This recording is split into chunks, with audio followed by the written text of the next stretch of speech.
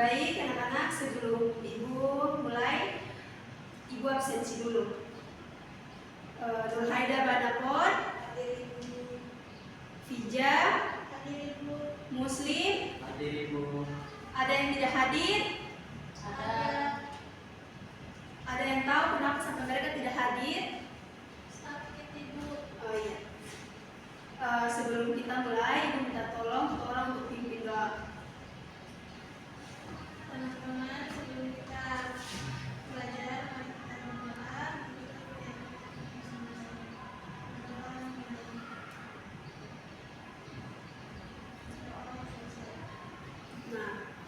Nah, sebelum Ibu memaparkan materi, Ibu akan membacakan tujuan pembelajaran kita pada hari ini. Yang pertama itu,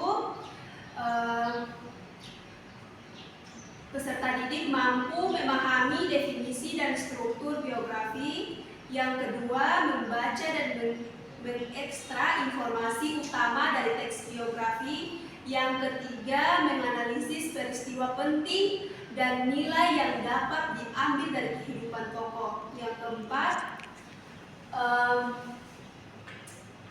menulis ringkasan atau biografi sederhana secara terstruktur. Nah, kita masuk kepada yang pertama itu pengertian teks biografi. Artinya teks biografi bercerita tentang riwayat hidup seseorang dalam Kamus Besar Bahasa Indonesia atau KBBI. Biografi berarti riwayat hidup seseorang yang ditulis oleh orang lain. Nah, sebuah biografi lebih kompleks daripada sekadar daftar tanggal kelahiran atau kematian dan data pekerjaan seseorang. Biografi menganalisis dan menerangkan kejadian-kejadian dalam hidup seseorang.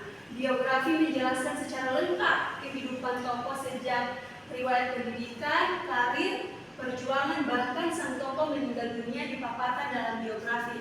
Nah, artinya biografi ini dituliskan oleh orang lain yang menurutnya sangat terinspirasi dan akan memberikan dampak positif dan motivasi terhadap orang lain.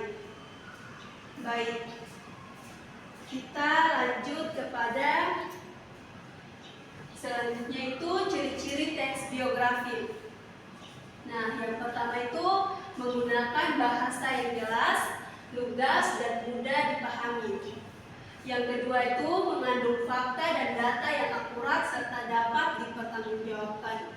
Yang ketiga, menyajikan informasi secara kronologis dan mengikuti urutan waktu yang logis. Nah, yang selanjutnya kita masuk kepada contoh. Nah, jadi sebelum kita menulis biografi itu, ini ada beberapa contoh. Yang pertama itu menulis biografi, kalian harus memilih tokoh yang tepat, melakukan riset mendalam untuk mengumpulkan data dasar seperti nama, tanggal lahir, keluarga, pendidikan, karir, serta fakta unik dan penting. Lalu mendapatkan izin jika tokoh masih hidup atau kalau misalkan tokohnya sudah meninggal bisa ditanyakan melalui keluarganya. Nah, jadi tahapan yang pertama itu pilih tokoh. Tentukan tokoh yang memiliki kisah menarik, berpengaruh atau inspiratif, dan pastikan ada cukup informasi yang tersedia. Yang selanjutnya, yang kedua, dapatkan izin. Nah, jika tokoh masih hidup, minta izin tertulis. Jika sudah tiada, hubungi keluarga atau orang terdekat untuk izin dan informasi. Nah, yang selanjutnya itu yang ketiga, peristiwa penting, yaitu momen kunci, tantangan, pencapaian, dan konflik utama dalam hidupnya. Yang keempat, wawancara langsung tokoh atau saksi, buku, data, artikel, atau arsip. Nah, baik, apakah sampai di sini kalian paham?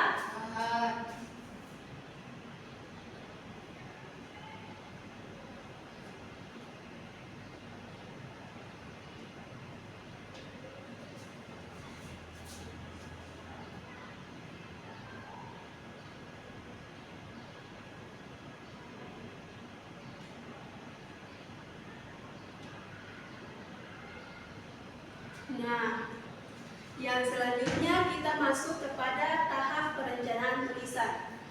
Nah, ini ada beberapa poin. Yang pertama itu tentukan sudut pandang, putuskan dari mana kisah ini akan diceritakan, misalnya fokus pada perjuangan, inovasi atau dampak sosial. Yang kedua itu buat kerangka, yaitu susun alur cerita secara kronologis, mulai dari orientasi, pengenalan, rangkaian peristiwa penting, hingga reorientasi atau kesimpulan seperti warisan begitu. Yang ketiga itu pilih data, pilih fakta paling relevan dan penting yang akan mendukung narasi biografi.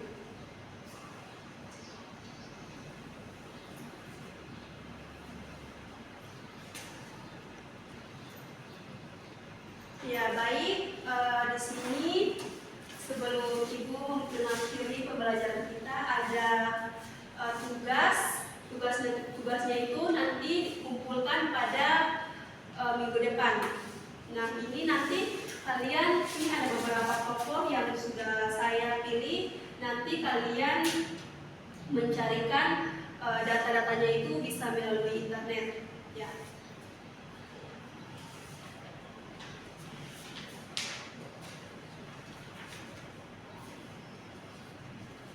Ya baik.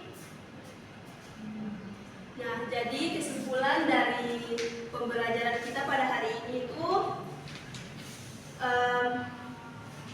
yaitu teks biografi dapat disimpulkan bahwa teks biografi merupakan teks yang mengisahkan tokoh atau pelaku. Nah, peristiwa dan masalah yang dihadapinya. Teks biografi berisi paparan kehidupan tokoh sejak kecil sampai tua, bahkan sampai orang tersebut meninggal dunia. Semua jasa, hasil karya, dan segala aspek yang dituliskan. Ya baik, itulah materi kita pada pagi hari ini. Saya sebelum mengakhiri pelajaran ini, saya minta tolong satu orang untuk memimpin doa.